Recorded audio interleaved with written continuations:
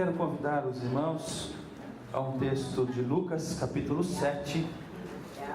Nós vamos ler as escrituras do verso 36 ao verso 50.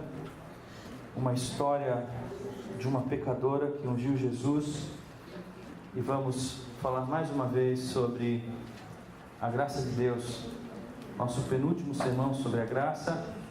No próximo domingo, se tudo correr bem, nós vamos encerrar a série de mensagens sobre a graça de Deus. Evangelho de Lucas, capítulo 7, do verso 36 ao verso 50. Espero que todos estejam munidos de Bíblia. Vamos nos dedicar à palavra de Deus, e é importante que tenhamos as escrituras em mãos. Eu gosto muito de frisar isso, meus irmãos, porque é bom que você olhe para a sua Bíblia e você anote na sua Bíblia coisas que são importantes para você. Isso vai marcar teu coração. Esse é um livro que deve andar conosco. É um vade-mecum, né? Espiritual.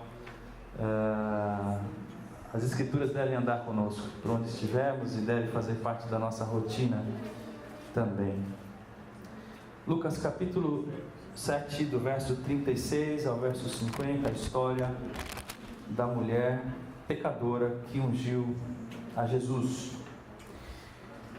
Convidado por um dos fariseus para jantar, Jesus foi à casa dele e reclinou-se à mesa.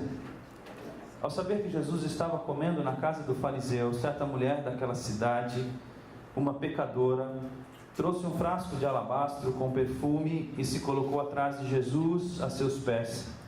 Chorando, começou a molhar-lhe os pés com suas lágrimas, depois os enxugou com seus cabelos, beijou-os e ungiu com o perfume.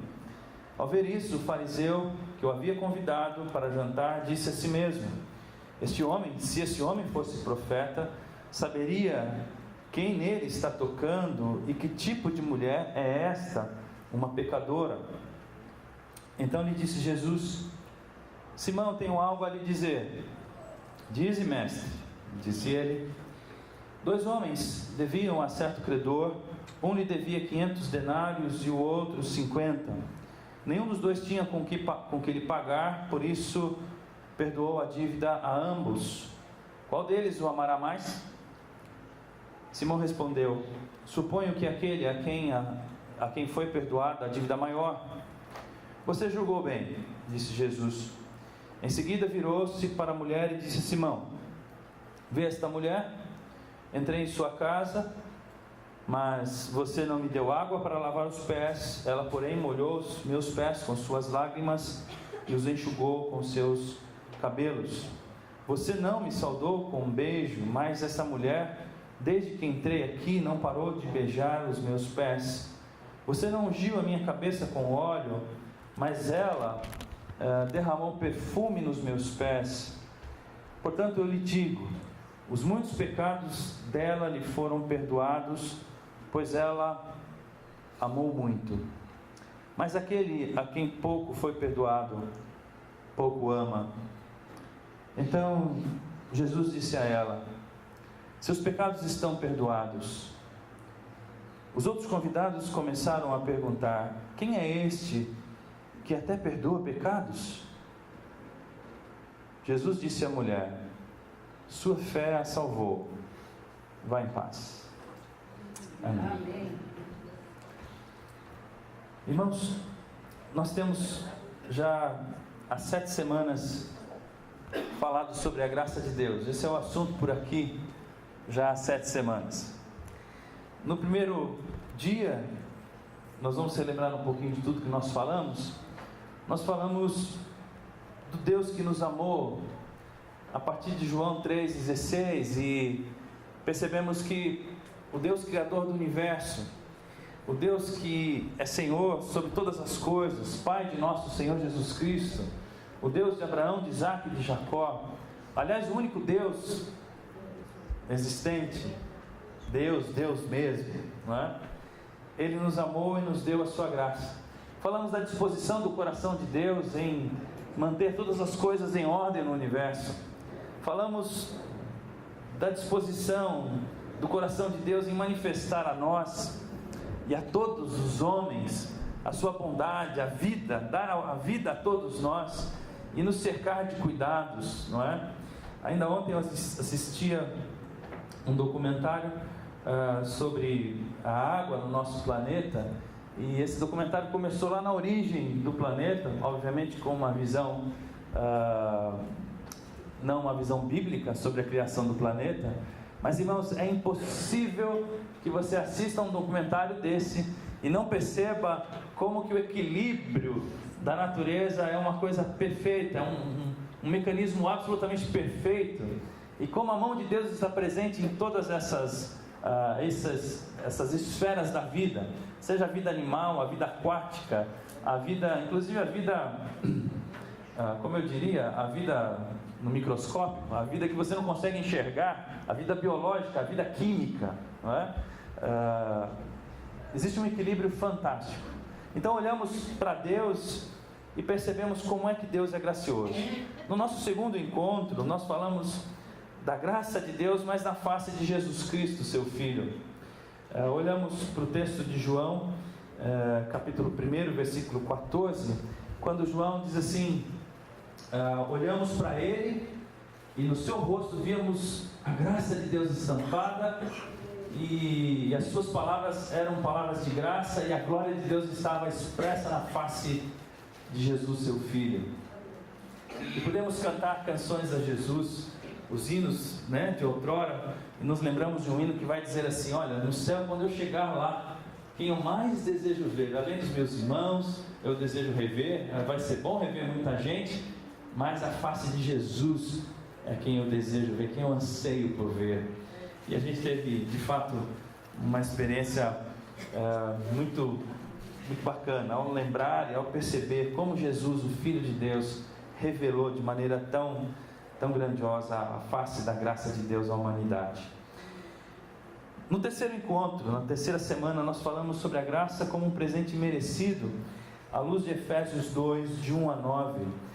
Percebemos que todo esse favor de Deus sobre nós não é porque somos pessoas importantes, boazinhas, e porque merecemos. Todo esse favor de Deus é iniciativa dele. Não há nenhum gesto que podemos fazer para conquistar o favor de Deus, e não nenhum de nós está aqui porque mereceu estar aqui. Nós estamos aqui pela bondade de Deus, e isso é totalmente merecido.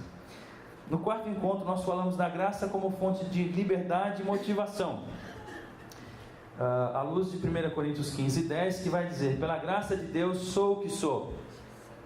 Relembramos a vida do apóstolo Paulo, que era um religioso, uma pessoa muito culta, mas que estava servindo a Deus dentro do judaísmo, perseguindo a igreja, e que ao se encontrar com Cristo se percebe totalmente liberto da religião, se percebe outra pessoa, ganha uma nova identidade, e ele passa a experimentar a liberdade da vida e a identidade nova dele, passa a experimentar uma nova identidade, porque a religião tinha sido afastada da sua vida. E o Paulo então vai dizer assim: olha, pela graça de Deus eu sou o que sou. Apesar do meu passado, apesar de todas as coisas erradas que fiz, eu posso experimentar uma nova identidade, uma vida em liberdade, por causa da graça de Deus. E a gente também pode, da mesma forma, experimentar isso em Jesus, e na graça de Deus encontrar essa fonte de liberdade e motivação para viver. O quinto encontro, nós falamos sobre a graça como um suprimento para qualquer circunstância da vida. Novamente falamos da vida do apóstolo em 2 Coríntios 12, do verso 1 ao verso 10, e a expressão chave dessa reflexão foi que a minha graça te basta. A resposta de Deus a Paulo, quando Paulo pede: Senhor, me livra desse espinho na carne que está me incomodando. Então a resposta de Deus: olha, meu filho, a minha graça é suficiente para você administrar as dificuldades da sua vida. A minha graça é suficiente para qualquer outra coisa na vida. E aí a gente percebeu como que de fato conhecer a graça de Deus e se entregar aos cuidados de Deus é uma força, é uma fonte de recurso para a gente lidar com as circunstâncias difíceis e às vezes quase impossíveis que a gente tem que enfrentar na vida.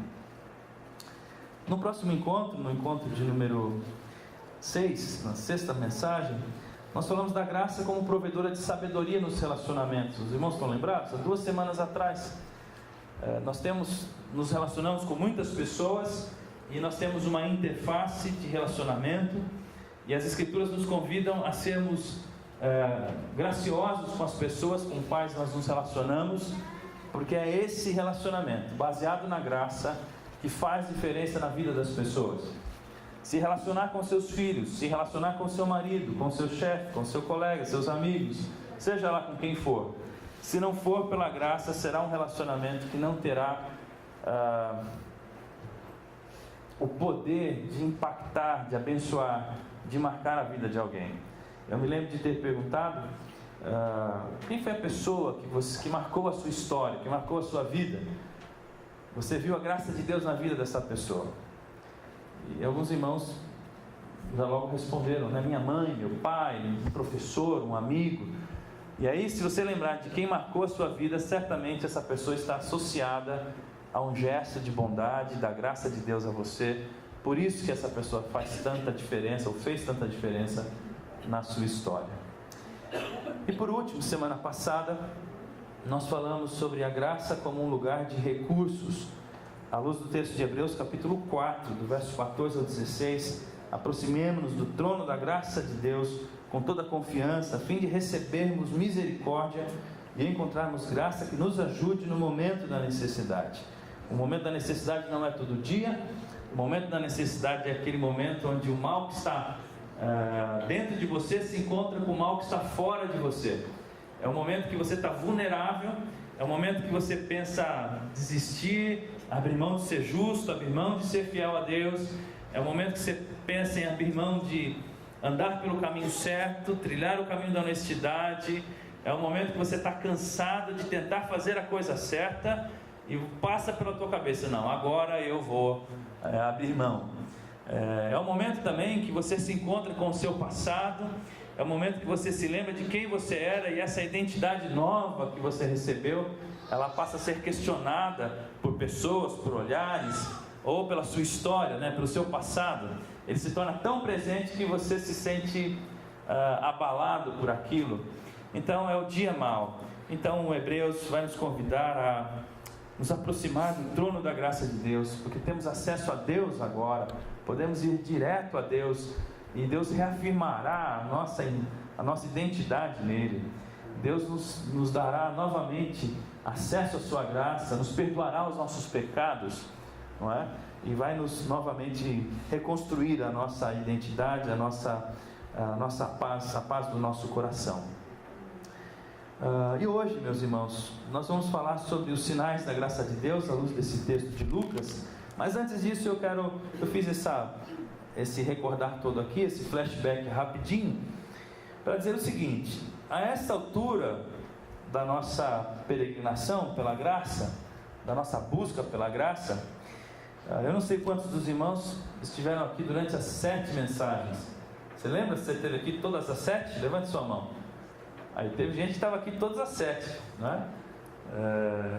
São corajosos mesmo, aguentaram firme, né?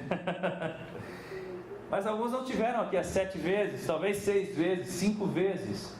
Mas não importa, a minha pergunta é a seguinte: a minha afirmação na verdade é a seguinte: o pior que pode acontecer conosco, a essa altura do campeonato, é a gente falar sobre a graça, de tantas maneiras, de tantas formas, durante tanto tempo, e não perceber a graça de Deus ao redor da gente. Porque mais importante do que entender a graça, compreender e saber falar sobre ela, descrever a graça de alguma maneira, o mais importante do que isso, o que é? Experimentar a graça, não é mesmo, meus irmãos? Que adiantaria a gente ficar aqui falando de comida, por exemplo? Eu estou morrendo de fome agora, que eu acordei de madrugada, está um buraco no meu estômago assim. Eu já estou logo pensando no molho que eu fiz de manhã, que eu preparei para o almoço, que ficou bacana, viu, Zé? Ficou jóia. Um molhinho bolonhesa, aquela coisa de macarrão de domingo, sabe? Então, mais do que falar do macarrão, como é que você faz, como você não faz, o que você quer fazer na hora do almoço? Ou quando você está com fome? Você quer comer, a verdade é essa, não é? Então, mais do que falar sobre a graça e ficar, né? O pastor fala, mas o que a gente mais precisa mesmo, o que é? O que é, meus irmãos? Experimentar a graça. Então, se eu não fui competente, meus irmãos, para levar os irmãos a experimentarem a graça de Deus, ou se você, por alguma razão, ouviu, entendeu, achou bonito, achou legal o que o pastor falou, mas nada mudou ainda, ou você não experimentou mais da graça de Deus a partir disso, me parece que não vai adiantar muita coisa, não é? Mas eu tenho certeza que Deus ministrou o seu coração e tem ministrado e vai ministrar. Por isso hoje, meus irmãos, nessa manhã, eu quero propor aos irmãos um exercício de percepção sobre a graça de Deus.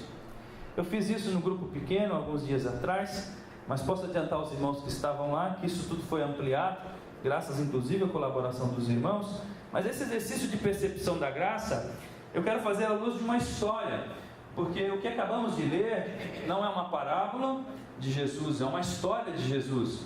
E a vida acontece assim, a partir de histórias, não é? Se eu perguntasse para você assim, como foi a sua semana? Você contaria uma história. Você diria, sim, na terça-feira eu fui até o centro da cidade e de repente vi um moço correndo, uma mulher gritando, e aí eu percebi que aquele moço estava com uma bolsa na mão, e aí você contaria a história, né? Do assalto no centro da cidade na terça-feira, né? Na sexta-feira à noite eu deixei o grupo pequeno para ir ao aniversário da minha sobrinha, da filha de minha sobrinha, e quando voltávamos para casa, correu tudo bem, mas meu sobrinho foi roubado, roubaram o carro dele. Ele foi estacionado o carro, inclusive, no pátio da igreja, lá no Jabaquara, e assim que estacionou um carro, com 5 homens descendo do carro, e essa é uma cena, né, que a gente parece que está vendo já, essa cena de cinema, né, e levaram o carro, levaram carteira, celulares e tudo mais, e não levaram o computador, porque a esposa tinha insistido com ele de tirar o computador do carro. Normalmente o computador de trabalho dele fica no carro, e ela insistiu, não, tira o computador, e tirou o computador, e em seguida o carro foi levado. Então, histórias, você tem as suas, não tem? Da sua semana. A graça de Deus vai se manifestar, e é lá nas suas histórias que você deve perceber a graça de Deus. Então, o meu desafio para os irmãos nessa manhã, a minha proposta é que nós, através dessa história de Jesus, essa mulher pecadora, esse homem religioso e os demais presentes aqui na casa, nesse jantar, através dessa história, a gente perceba a graça de Deus. Agora, eu quero perceber a graça de Deus na vida deles, mas eu quero ser mais ousado. Eu quero, a partir dessa história, tentar perceber a graça de Deus na nossa história. Tá certo? Então eu quero fazer um paralelo entre a história que vamos ler e a nossa história. Muito bem, sua Bíblia está aberta e nós vamos relembrar rapidamente essa história. Veja só, Jesus é convidado por um religioso, um fariseu, para jantar em sua casa. Jesus aceita esse convite e vai. Ao entrar na casa desse homem, Jesus se reclina à mesa para comer. Não sei se você sabe, mas naquele tempo não se comia em cadeiras, se comia sentado no chão. As mesas eram baixinhas e você se sentava de lado no chão e se reclinava à mesa para comer. De repente entra uma mulher, o texto vai dizer que é uma mulher pecadora, está aí entre aspas, e ela simplesmente começa a chorar, e chorando vai molhando os pés de Jesus, que estavam de lado, e com as suas lágrimas ela ensopa os pés de Jesus, os enxuga com seus cabelos e os beija, e aí ela abre um perfume que está dentro de um frasco de alabastro e unta os pés de Jesus com esse perfume. Provavelmente esse perfume era o seu ganha-pão. As prostitutas, elas tinham um frasco de perfume porque elas precisavam atrair seus clientes. E também os seus clientes precisavam ser perfumados, porque imagina que naquele tempo não tinha facilidade de tomar banho. Então, uma almarada andava por tudo quanto é lado e depois procurava os serviços de uma mulher. E então eles precisavam também passar por uma certa higiene. E isso era feito através de um bom perfume. E ela derrama o perfume nos pés de Jesus, ungindo a Jesus com esse perfume.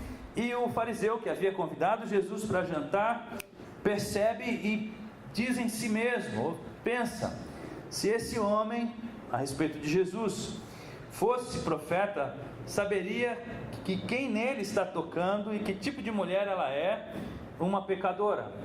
Em outras palavras, ele olha e diz assim, se esse Jesus fosse mesmo um profeta, saberia que essa mulher não presta e que ele não deveria permitir que essa mulher tocasse nele. Jesus então olha para ele e conta uma parábola, que eu não vou contar agora, não vou retomar agora, mas eu queria fazer uma pausa aqui e perguntar a você, o que essas duas posturas, a postura da mulher e a postura do homem fariseu, da mulher prostituta e do homem fariseu, nos revelam? Bom, a atitude da mulher, no mínimo, revela que ela encontrou a graça de Deus. Ela teve coragem de entrar na casa de um religioso, um lugar que certamente ela não entraria, porque ela não seria convidada e ela não seria bem-vinda. Ela invade a casa do homem, na verdade. Ela sabe que Jesus está lá, ela sabe que Jesus é um profeta e um mestre, um rabi da graça de Deus. Ela provavelmente já teria ouvido falar de Jesus, e o seu amor por Jesus e o seu desejo de ser tocada por Ele, de estar perto dEle, essa oportunidade única da vida dela, ela não perderia por nada, nem que Jesus estivesse na casa de um fariseu jantando.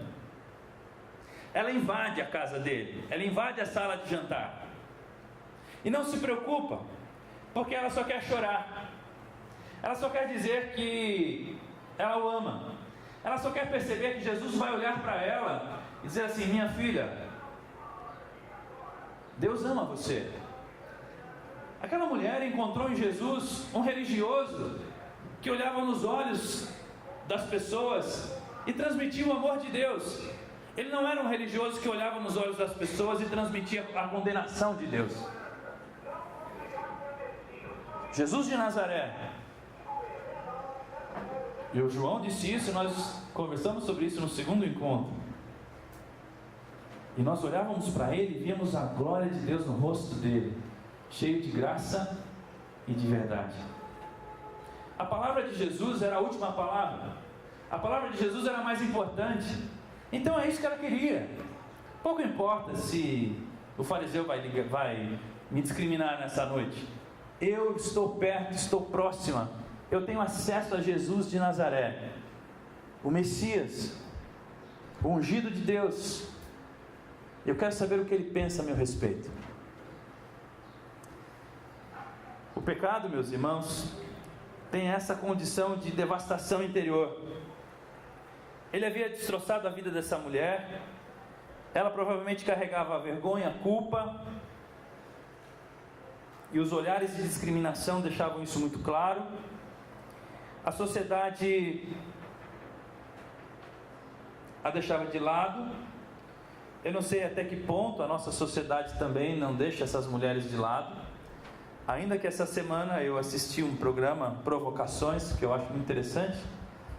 E o programa foi feito com uma... Ele chamou ela de puta, essa é a palavra que ele usou.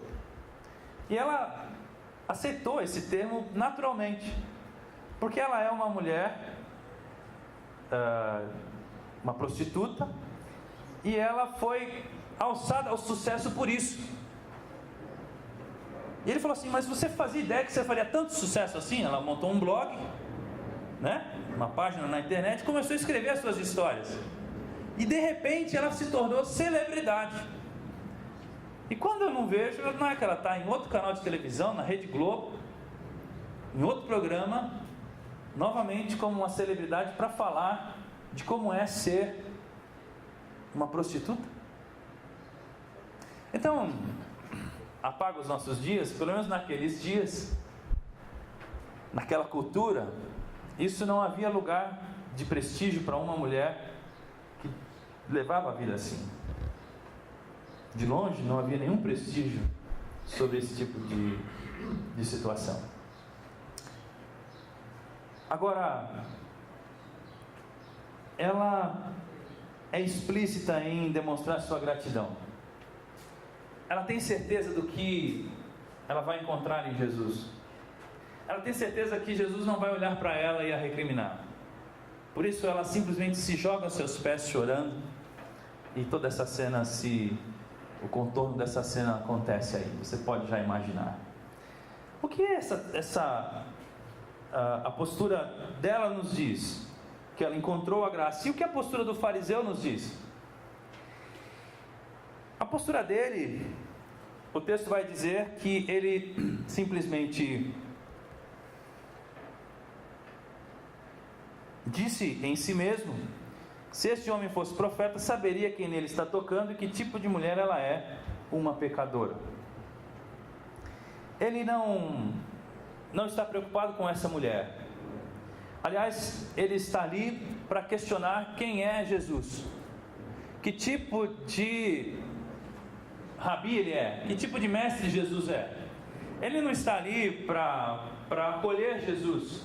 O texto mais adiante vai dizer, que Jesus vai dizer para ele: olha, eu entrei na sua casa e você não me deu água, você não me saudou, você não me ungiu.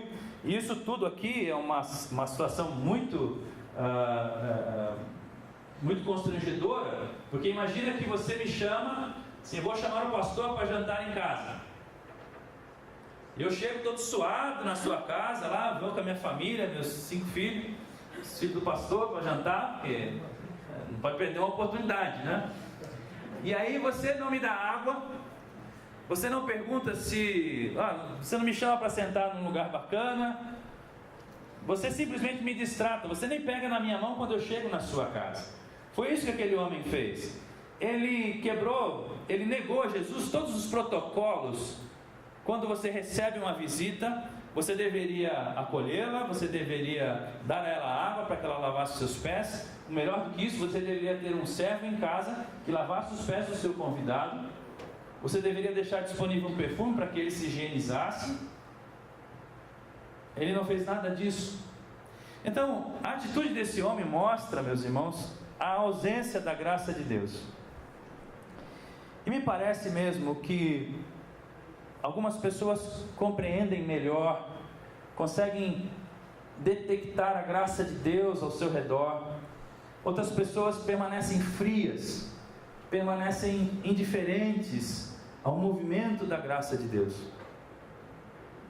A pergunta é: aonde nós estamos entre esses dois extremos?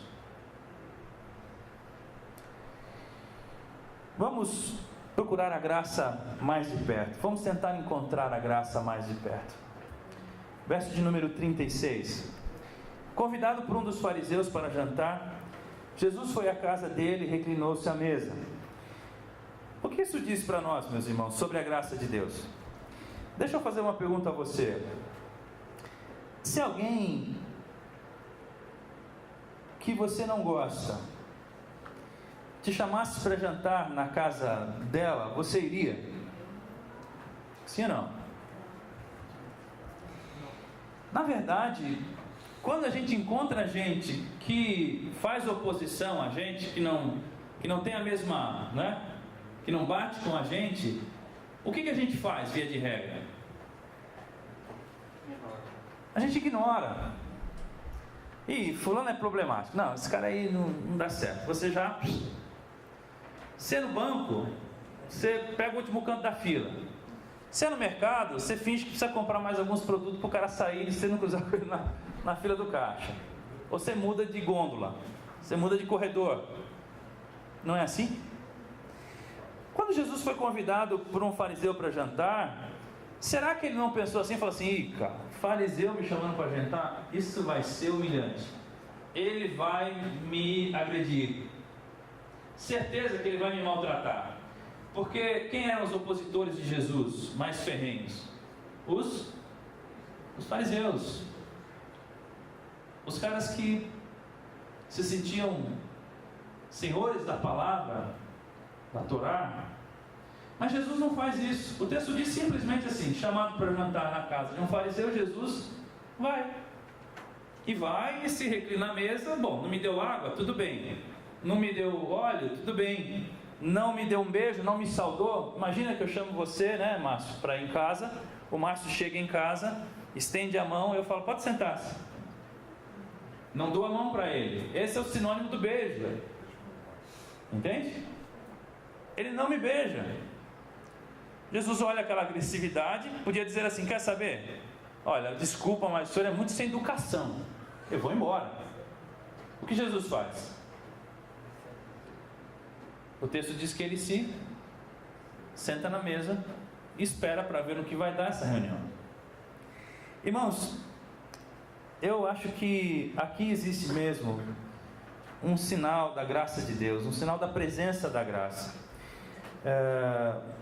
Um homem muito sabido chamado Frei Beto disse assim, que o amor consiste em não fazer das diferenças divergências. Você consegue não fazer das suas diferenças com alguém divergências? Você consegue sentar com seu vizinho espírita? Você consegue trocar uma ideia com ele? Você consegue assim, mostrar interesse num diálogo interreligioso, num diálogo com pessoas difíceis, talvez?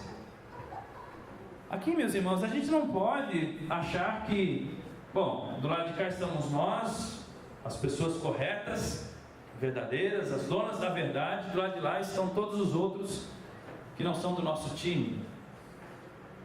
É assim? Isso é verdade?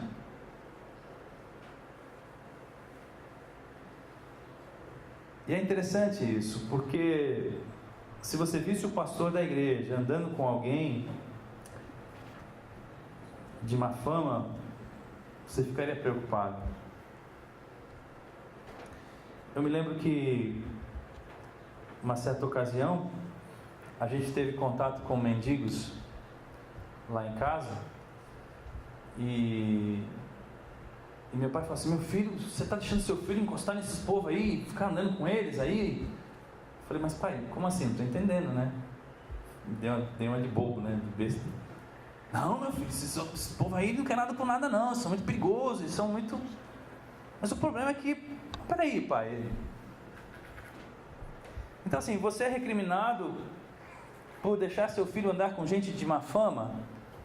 Se é que, quando na verdade o desejo de Deus é que a gente se aproxime dessas pessoas, sem antes prejulgá-las, sem antes ouvir as suas histórias.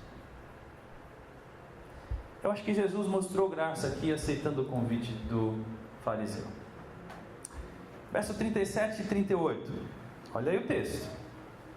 Ao saber que Jesus estava comendo na casa do fariseu, certa mulher daquela cidade, uma pecadora, trouxe-lhe o frasco de alabastro com perfume e se colocou atrás de Jesus, a seus pés, chorando, começou a molhar-lhes os pés com suas lágrimas, depois o enxugou com seus cabelos, beijou-os e os ungiu com perfume. Ela estava dizendo assim: encontrei a graça, eu encontrei a graça finalmente. A minha pergunta para você é: você encontrou a graça? Olha só, você encontrou a graça de Deus? Sim ou não? Está fraco. Se aquela mulher estivesse aqui, ela ia berrar de um jeito esquisito que vocês iam ver, que era capaz de olhar assim: essa mulher não sei não, hein? Mas tudo bem. Você encontrou a graça de Deus, sim ou não? Sim. Sim, muito bem. Essa mulher também encontrou. O que ela fez quando ela encontrou a graça? Ela expressou isso em gestos de gratidão, de bondade, de misericórdia. Ela celebrou o perdão de Deus que ela encontrou, meus irmãos. E a minha pergunta, quando eu li esse texto, foi: eu tenho feito isso? Eu tenho expressado de maneira clara, assim, todas as vezes que eu me encontro com a graça? Essa semana eu fiz uma coisa, depois que eu fiquei pensando, falei: rapaz, você está ficando louco, né? Mas você não estava ficando louco. Eu fui visitar um cliente e eu estava olhando assim: Senhor, eu preciso de mais um trabalho antes de terminar o ano. Porque agora dá nem trabalhar, que em janeiro eu não vou poder trabalhar, então eu tenho que trabalhar no fim do ano para poder pagar as contas do começo, né? E aí eu fui na casa de um homem e deu tudo errado, irmãos. Ele queria ampliar a casa e tal, e me deu as plantas. Eu fui na prefeitura e falei assim: de jeito nenhum, mexer naquilo ali não vai mexer. E eu fui desacabrunhado, falei: perdi o cliente, né? Mas eu tinha que dar uma satisfação para o homem. E fui lá e dei a satisfação: olha, nós não vamos construir na sua casa porque não é possível. Não, mas espera aí, vem aqui, vamos ver, o que você sugere da gente fazer aqui? Eu preciso de mais um espaço. Aí eu já, então vamos fazer isso, fazer aquilo, aquilo outro, tal e tal, tal e tal. Tá bom, faça um orçamento. Quanto que custa? Não sei quanto custa, né? Eu preciso levantar, tá? Tá bom, veja aí quanto custa e me diga quanto custa. Eu entrei no carro e falei assim: puxa, consegui um orçamento. Feliz, irmãos. Eu pego a Anchieta e estou lá dentro do carro assim, na Anchieta. E aquela alegria de ter sido agraciado com um orçamento, eu precisava falar alguma coisa. Falei: quer saber, eu vou orar em voz alta. Não vou orar. Não, eu vou orar em voz alta. Eu comecei a orar em voz alta, assim, feito um louco. Também que eu estava sozinho, né? Irmãos, eu comecei a agradecer a Deus, porque eu notei que aquele negócio ali tinha o dedo de Deus. Tinha o dedo da graça de Deus ali. E menos de uma semana depois eu voltei lá. E fiz um orçamento bem salgadinho para os nossos padrões. E o homem nem pediu desconto. Mas eu já tinha agradecido pelo orçamento, não foi pelo fechamento. Porque você diria assim: agora que você fechou, você está agradecendo. Não, eu agradeci antes. Se ele dissesse não também, tudo bem. O que eu queria era um orçamento. Eu queria voltar para casa com a possibilidade de mais um negócio, só isso. E Deus sabia que eu precisava daquilo. A minha pergunta para você é a seguinte: toda vez que você encontra um sinal da graça de Deus, você expressa isso de alguma maneira? Você diz isso? Você compartilha essa novidade? Imagina encontrar com essa mulher na rua, cara. Imagina essa mulher quando voltou para casa. Imagina isso. Sabe o que eu percebi, meus irmãos? Que às vezes a graça de Deus nos acompanha de maneira tão frequente, presente, que a gente acha: não, coincidência. Não. Eu já contei isso para os irmãos, mas como tem bastante visitante, eu vou contar de novo. Eu estudava aqui na Unisa, em Santo Amaro, e voltava para casa de madrugadinha. E tem uma ruazinha ali perto de casa que é bem complicada, ela é bem fechadinha assim, a curva. E de noite você está com vontade de fome, aquela coisa, você entra no carro e pé na estrada, né? E vai entrando. Naquele dia eu desci, quando eu fui fazer a curva, alguma coisa me disse assim: para! E eu parei. No que eu pisei no freio, passou um carro assim. Vum! O que é isso? Instinto, sexto sentido. Sei lá, pense como você quiser. Eu prefiro chamar isso como um gesto da graça de Deus. Isso está por todos os lados, meus irmãos. Isso está por toda parte. Então, eu pensei, nós precisamos pontuar todas as vezes que a graça de Deus nos surpreender. Pontue, dê testemunho, compartilhe, né? Aperta o compartilhe lá. Boa. Versículo 39. Continuemos na história.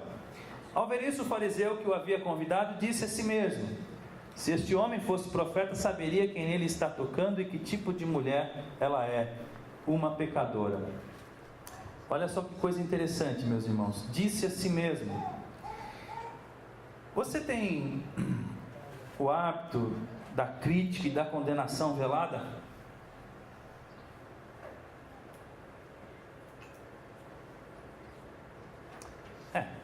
Sabe aquela coisa assim? Esquisito.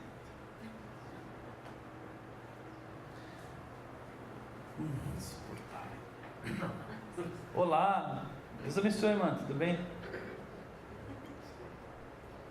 Não falei nada, meus irmãos. Você tem esse hábito? Porque esse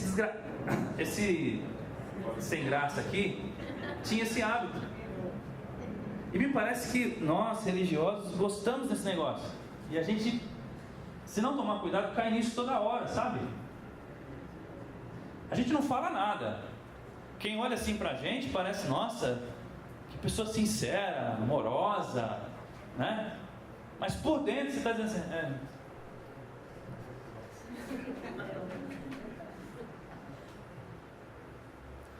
Essa semana meu irmão comprou um carro fora dos padrões da família. Nem chegou o carro ainda.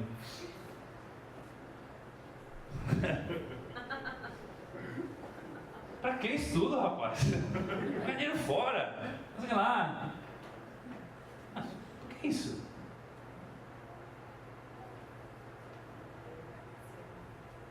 Aí você fala assim, sabe o que é isso? Inveja. O nome disso é inveja. Tudo bem que é uma bobagem também, mas gasta lá. E aí eu falei assim, quer saber de uma coisa? Eu vou verbalizar o que eu penso.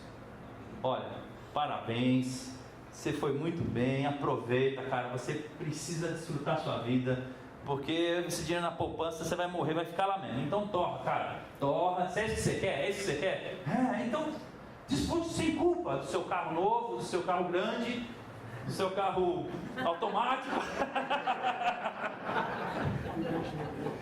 Eu quero ver na hora que aquela miséria parar do meu lado na garagem.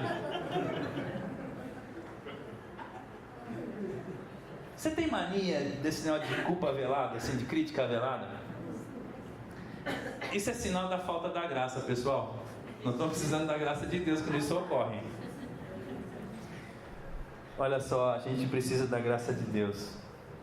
E sabe de uma coisa? A palavra de Deus diz que o amor não suspeita mal. O amor não olha e fala assim, Ontem à noite eu estava compartilhando com a Edi isso aqui, ela ficou indignada assim. Mas... aproveitar que ela não está aqui, posso falar mal dela, né? Isso não é fácil não. Isso aí, ó. Eu já sabia que ela estava, né? Se comendo por dentro. Eu falei, meu bem, eu sei que não é fácil, mas é o que a Bíblia manda a gente fazer. Por exemplo, dá um exemplo, meu bem. Esses meninos com carro de funk aqui na porta. Quem suporta isso? Eu não aguento isso, porque isso é ridículo. Você quer, blá blá blá, tal. Eu falei, meu bem, mas... Aí eu disse assim, né, pastor, ser mulher de pastor não deve ser fácil, não. Eu falei, olha, meu bem, se nós fizéssemos parte da comunidade de São Benedito, que tem uma creche quase do tamanho de um quarteirão na beira da favela, se nós trabalhássemos lá, nós íamos ver tanta coisa louca na vida desses meninos, que quando eles tivessem 16, 18, 20 anos e saíssem com um carro de som fazendo barbaridade, a gente dizia assim, já sei porque ele está fazendo isso. Ele quer se mostrar porque faltou isso. Você não tem a obrigação de gostar do funk do carro dele. Agora você tem a obrigação de não exercer um juízo temerário sobre ele. O que esse cara fez foi isso aí. Jesus acabou de sentar. Sabia. Profeta.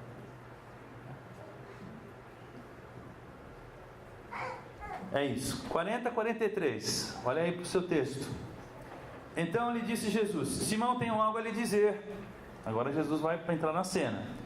Dize, mestre, disse ele. Lá vem Jesus com uma pequena parábola.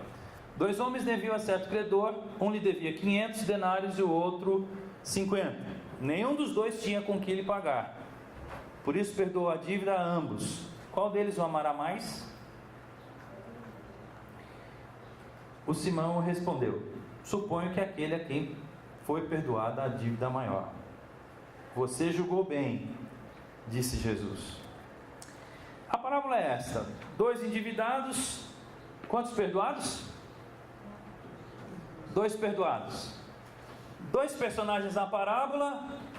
Quantos personagens tinham na conversa? Na cena? A mulher e o fariseu, tá certo? Os irmãos estão percebendo que a parábola de Jesus é inclusiva? Não deixou o fariseu de lado. Porque Jesus podia contar uma parábola para esfregar na cara dele a maldade dele, não podia? Sim ou não? Sim. Ó, é o seguinte, ele podia contar uma parábola e dizer assim, tá vendo esse cara aqui? Esse miserável dessa história é você, que não me deu nada, que eu entrei aqui, você não fez nada e já desconfiou dessa mulher, já desconfiou de mim. Mas Jesus conta uma parábola que tem espaço para um fariseu e para uma prostituta. Jesus conta uma parábola que os dois foram perdoados. Jesus conta uma parábola acessível para os dois. Está vendo, Simão? Você esse aqui, que devia só 50. Mas foi perdoado e tem gratidão também. E ó, essa mulher é essa aqui, que devia 500. Sabe o que isso nos diz, meus irmãos? Que a graça de Deus é sempre assim, bondosa com todos. Jesus não olha para aquele homem como um inimigo. Jesus não deixa de fora. Jesus o inclui. A palavra de Jesus foi generosa com ele, mesmo ele não sendo generoso, sendo hostil com Jesus. E outra coisa, meus irmãos, que essa pequena parábola nos ensina, que a graça não pressupõe méritos nem deméritos. Sabe o que significa isso? Simão, os dois deviam, ok? Ok? Um devia 50, outro devia 500, ok? Ok. Os dois não tinham como pagar, ok? Ok. Os dois foram perdoados, ok? Ok. O que é isso? Senão a graça de Deus. Quem aqui não deve nada? Quem aqui deve 50? Quem aqui está com a conta suja, está devendo 1000? Quem aqui extrapolou a conta, está devendo 1 milhão? E numa outra parábola, Jesus faz essa história, não é? Faz essa proporção. Um senhor tinha 2 servos, um devia 100 conto, outro devia 5.000. E ele perdoou a dívida desse cara aí. E esse que tinha uma dívida grande, tinha um outro que tinha uma dívida pequena com ele, e pôs ele na justiça.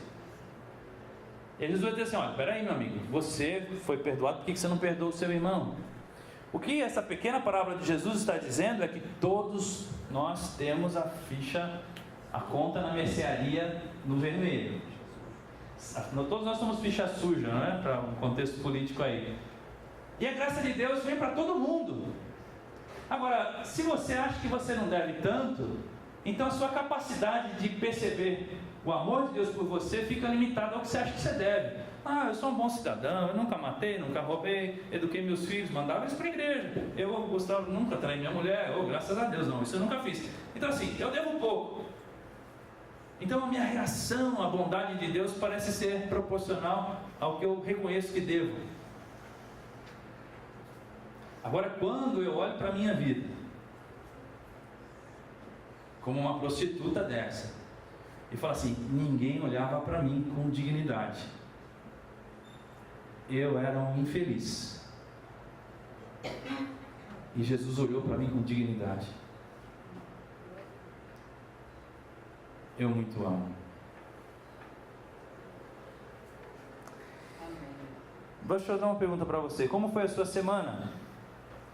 Cheia de méritos ou cheia de deméritos? Você fez coisas erradas essa semana? Ou você fez bastante coisa certa essa semana? Então eu queria dizer a você que se ela foi cheia de méritos e você está feliz por isso hoje, ou se ela foi cheia de deméritos e por isso você está triste hoje aqui no culto, eu queria dizer para você que nada disso tem a ver com a graça de Deus sobre você. Isso é problema seu.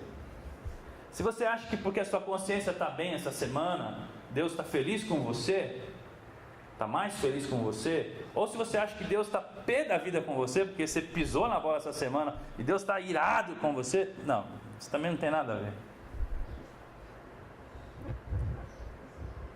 Nada que você faça deixa Deus amar você menos.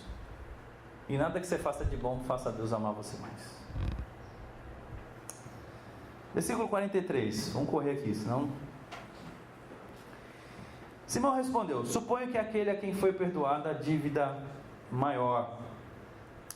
Você julgou bem, disse Jesus.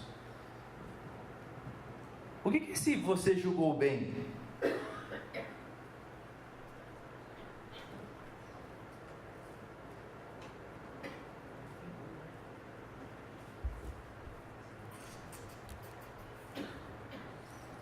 Irmãos, me corrijam se eu estiver viajando aí. Olha se você julgou bem. Imagina que eu diga para você assim, que eu contasse essa parábola para você, e eu perguntasse para você assim: ei fulano, quem você acha que vai ter mais gratidão? E você dissesse assim: ah, sim, quem mais devia, quem mais errou. O que isso quer dizer, meus irmãos? Quando Jesus diz assim, muito bem, você julgou bem, Jesus está reafirmando o seguinte: se você deseja conhecer a graça de Deus ao seu redor, comece por reconhecer os erros. Porque nessa história não é assim, um tinha uma vida perfeita e foi coroado pela vida perfeita que tinha, e o outro tinha uma vida errada e foi punido pela vida errada que tinha. Essa história, um estava errado, o outro estava errado. E quando fala assim, e aí, o que você acha? Ele diz assim, o que estava mais errado, ama mais. Aí Jesus olha para o que... Porque nessa história quem estava mais errado era a prostituta, não era o Simão. Então o Simão olha para lá e fala assim, a prostituta te ama mais do que eu. Ah, muito bem, Simão. Porque para enxergar a graça de Deus, você olha para os seus defeitos e não para os seus acertos.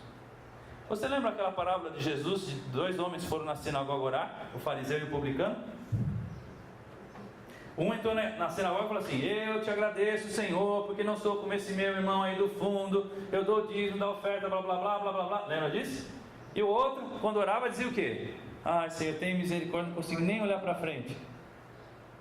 Aí Jesus falou assim, qual dos dois voltou para casa justificado? Ah, foi o segundo.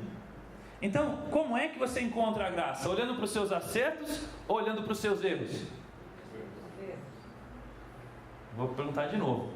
Como é que você encontra a graça? Olhando para os seus acertos ou olhando para os seus erros? Olhando para os seus próprios erros. Ah, Simão, você julgou bem. Você percebeu quem é você nessa história. Você percebeu que essa mulher aí errou muito mais, não é? Por isso que ela tem um amor muito maior do que o que você tem. Quem sabe se você olhar para você, você não começa a enxergar também a sua dívida.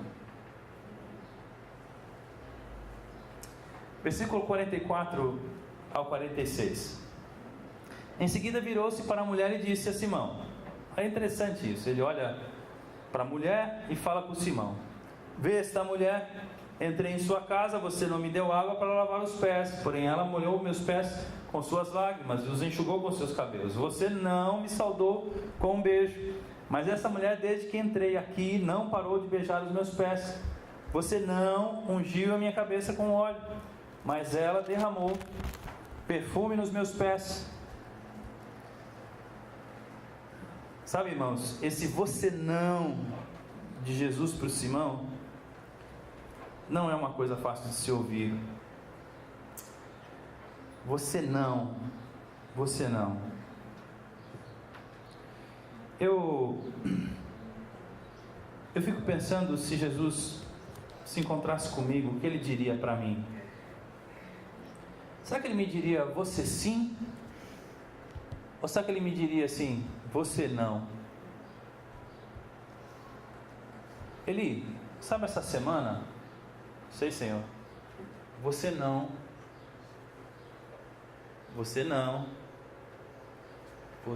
Ele.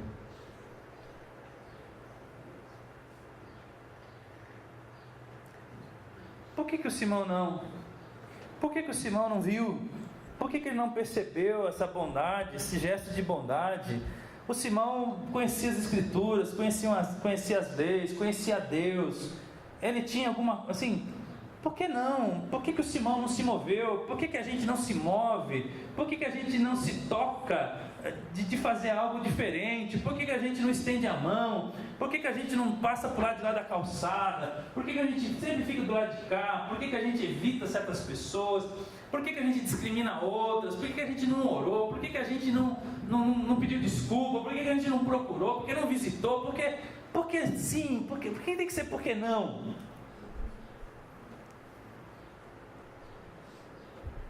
Porque se o mestre se encontrar conosco, se ele estivesse aqui agora, vocês têm que me corrigir se vocês estão entendendo. O mestre vai perguntar assim, vai dizer para você, por que sim? Ou vai dizer para você, por que não? Eu queria muito que Deus dissesse assim, olha ali, porque você foi lá sim, porque você se importou sim, porque a cena é grotesca, meus irmãos. Não dá para olhar uma cena dessa e achar que não aconteceu nada, que a vida humana é isso mesmo. Sabe de uma coisa? A gente tem sido chocado aí N vezes. Quer ver uma coisa? Eu vou falar uma coisa para os irmãos. Eu não sei o que você sente quando você vê duas moças se beijando na sua frente.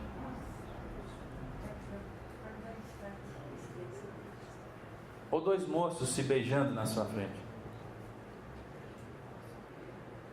Tem gente que já livra-me, Deus, pelo amor de Deus. Tá, e o que você faz? Muito bem.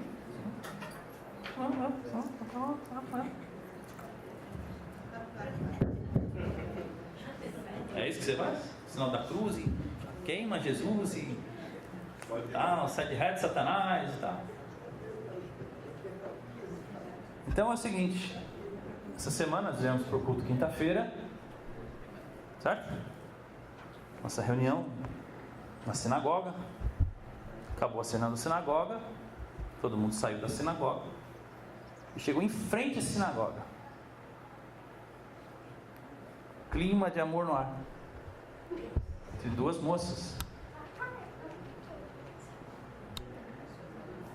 E assim que a gente espalhou, elas sentaram aqui na porta da sinagoga para conversar, se abraçar e novamente se beijar. Como é que você vai dormir com um negócio desse? É o fim dos tempos. Ok, boa conclusão, né?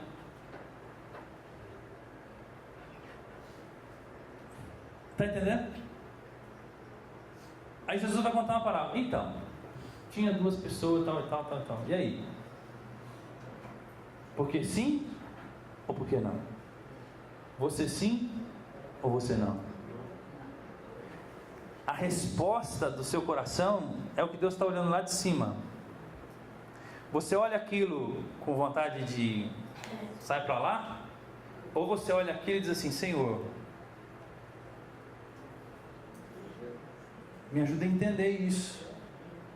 Me ajuda a perceber como que isso pode ser possível, pode ser verdade.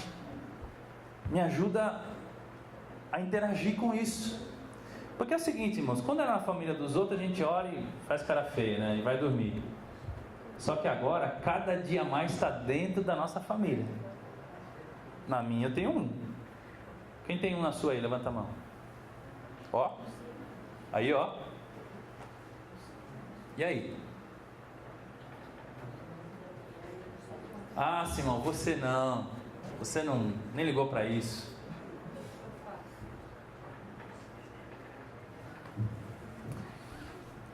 Por último, meus irmãos, verso 48. Então Jesus disse a ela: seus pecados estão perdoados.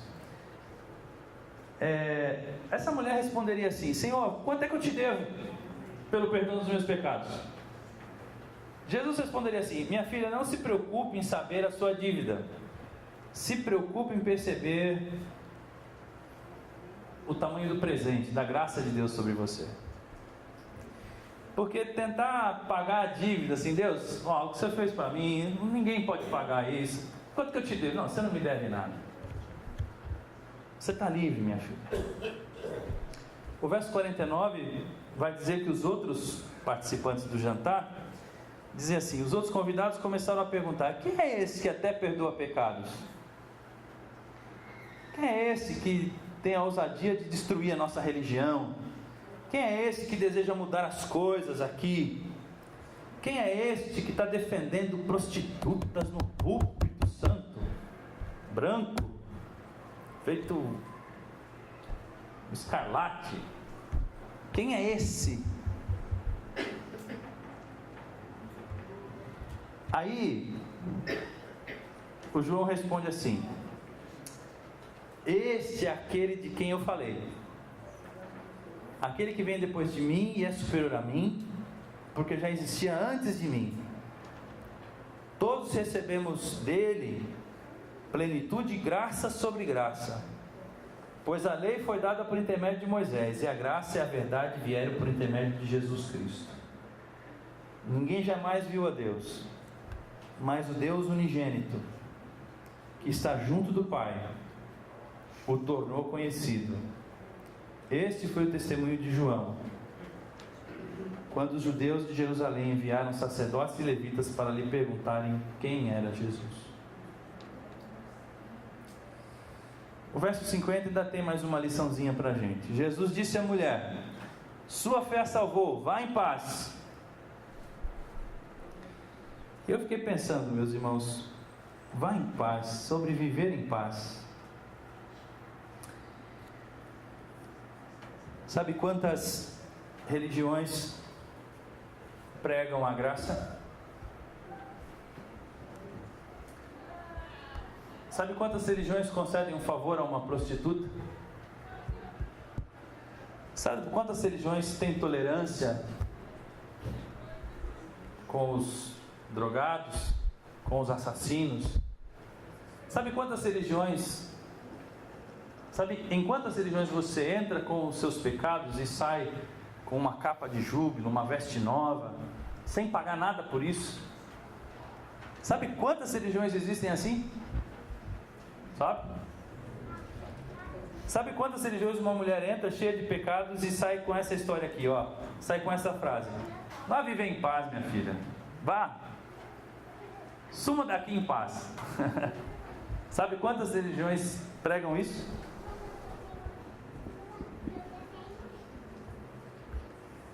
Uma só: o Evangelho de Jesus Cristo. Não existe outra fé que pregue isso. Não existe outra religião que tenha coragem de oferecer perdão para aqueles que não têm mérito. Não existe. As demais religiões esperam que você tenha algum mérito para que você possa receber algum favor. Amém, meus irmãos? Amém.